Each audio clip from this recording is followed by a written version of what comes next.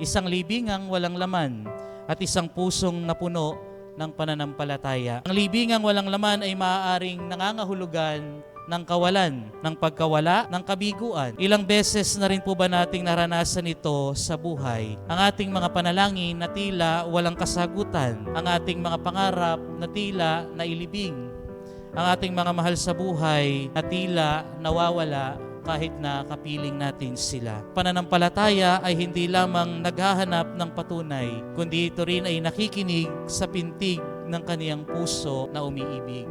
Minsan sa katahimikan, doon una nagsasalita ang Diyos. At kung minsan ang pinakamalakas na patotoo ng Diyos ay hindi sa pamamagitan ng presensya, kundi kung minsan sa kawalan. Sapagkat ang kawalan na iyon ay puwang para magkaroon tayo ng pananampalataya.